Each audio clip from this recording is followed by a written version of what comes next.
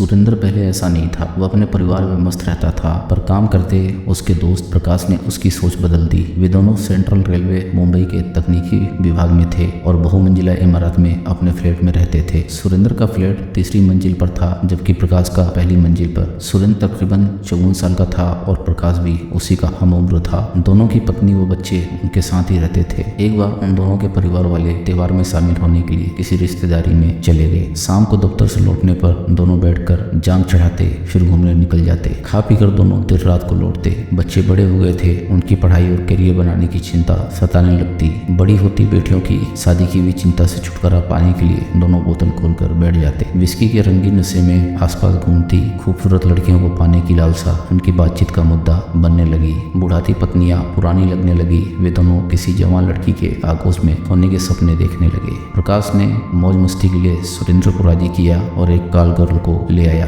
शराब और स्वभाव के मेल से दोनों रातें रंगीन करते रहे। बीवी बच्चों के लौट आने पर यह सिलसिला बंद। दिसंबर का महीना था, मौसम खुशगवार था। प्रकाश अपने परिवार के साथ कहीं बाहर गया था। सुरेंद्र के परिवार वाले भी मुंबई में ही एक रिश्तेदारी में गए थे और उन सबका रात को वहीं रुकने का प्रोग्राम था। दफ्तर से लौटते समय रास्ते में सुरेंद्र को जूली मिल गई। जूली को वह और प्रकाश 2-3 बार अपने फ्लैट पर ला चुके थे। जूली 35 साल के आसपास की अच्छी कदकाठी की खूबसूरत औरत थी, जो चोरी छिपे कालगर्ल का धंधा करके 4 पैसे कमा लेती थी। लटके झटके दिखाकर वह अपने कुछ चुने हुए ग्राहकों को संतुष्ट करने की कला बखूबी जानती थी, इसलिए उसकी मांग बनी हुई थी। 500 रुपए और 2 बियर की बोतल पर सौदा पक्का हुआ। बृहस्पतिवार का दिन था। रात को तकरीबन 9 बजे अपने वादे के मुताबिक जूली आ गई और दोनों खाने पीने और रास रंग में मस्त हो गए। रात को 2 बजे सुरेंद्र के मोबाइल फोन की घंटी बजने लगी। पत्नी की आवाज सुनाई पड़ी। मैं दरवाजे पर खड़ी खड़ी कॉल बेल बजा रही हूँ और तुम घोड़े बेचकर सो रहे हो क्या? जल्दी से दरवाजा खोलो। यह सुनकर सुरेंद्र के बदन में डर की एक ठंडी लहर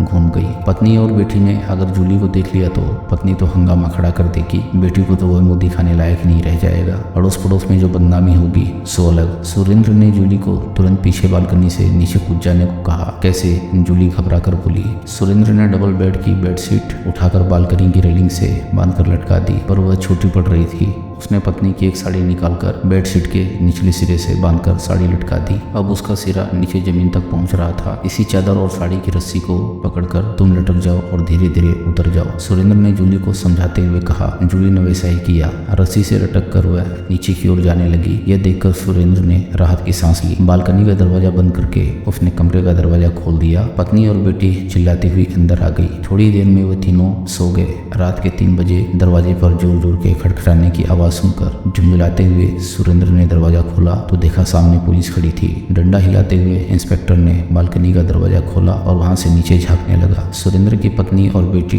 डर के मारे इंस्पेक्टर को हैरानी से देखने लगी। गार्ड ने बताया कि आपका नाम सुरेंद्र है और आप इसी फ्लैट में रहते हैं। इंस्पेक्टर ने सवालिया नजरों से घूरते हुए पूछा। जी हाँ, सुरेंद्र सक पकाते हुए बोला। इंस्पेक्टर साहब, आधी रात को अचानक आखिर बात क्या है? बात बहुत ही गंभीर है मिस्टर सुरेंद्र। हम आपको इसी समय हिरासत में ले रहे हैं। लेकिन क्यों? सुरेंद्र की पत्नी और बेटी दोनों एक साथ चिल्लाई। बालकनी की रेलिंग से बंधी चादर व साड़ी को दिखाते हुए इंस्पेक्टर बोला। नीचे एक औरत की लाश पाई गई है। वह इसी रस्सी के सहारे इस फ्लैट से भाग रही थी, मगर साड़ी उसका वजन न सह सकी और गांठ खुल गई, जिससे वो फर्श पर जा गिरी और सिर फटने से वो तुरंत मर गई। वो चोरी करके भाग रही होगी। पत्नी ने कहा। नहीं, उसे आपके पति ने आपके आने पर भगाया। वह चोर नहीं, काल गर्ल थी। मुझे इस बिल्डिंग के गार्ड ने बताया कि आप रात 2 बजे बाहर से आई हो। 2:15 पर गार्ड को किसी के गिरने व चीखने की आवाज सुनाई दी। उसने जाकर देखा और पुलिस को सूचित किया। रात के 3:30 बजे सुरेंद्र को पुलिस गिरफ्तार करके थाने ले गई। दोस्तों, अगर आपको कहानी पसंद आ रही हो तो वीडियो को लाइक करें और चैनल को सब्सक्राइब करें। हम ऐसी मजेदार कहानियां आपके लिए लाते रहेंगे।